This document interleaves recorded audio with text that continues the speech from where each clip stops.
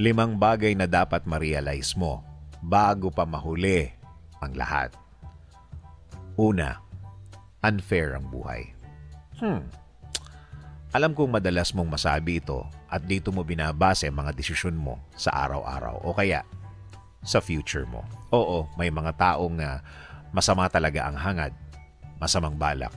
Ang gusto lang palagi ay yung mapapakinabangan niya.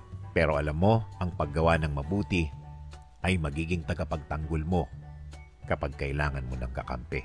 Ang mga mabuting bagay na ito ang babalik sa iyo para tulungan ka.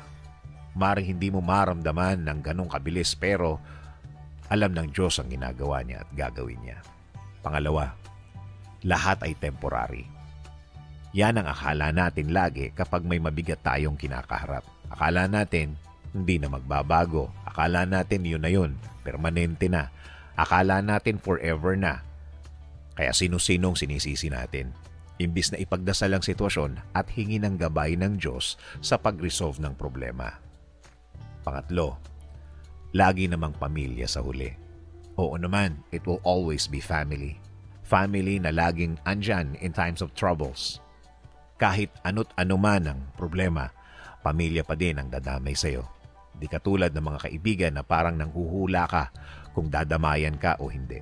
Again, family will always be family. Pang-apat, paano mo itrato ang iba? Madalas kung paano mo itrato ang ibang tao ay nakasalalay kung paano mo itrato ang iba.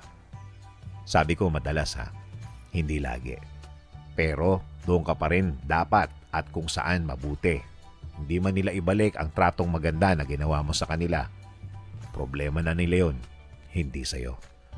Huwag sanang maging hadlang ang ginawa sa'yo ng iba para gumawa ng hindi rin maganda sa iba. Ang buhay naman ay laging umiikot, laging tumatakbo, laging lumilipas. Kung ano ang madalas mong ibigay, yun din ang madalas mong matanggap. Panglima, lagi mong kakampi ang Diyos. Tandaan, laging mabuti ang gusto ng Diyos para sa atin. Laging maayos, laging tahimik na buhay. Kung ano't ano man ang dumating, laging sa Diyos humingi ng tibay. Humingi ng paglilinaw ng isip, yan ang madalas na wala tayo. Ang malinaw na pag-iisip dahil sa stress at pressure ng mga nangyayari. Hingin sa Diyos ang kaliwanagan ng pag-iisip. Hingin na pahupain niya ang puso mo at pagkatiwalaan ng kabaitan at pag-aayos niya. Sabi nga sa Psalm 55:22, "Cast your burden on the Lord and He will sustain you. He will never permit the righteous to be moved."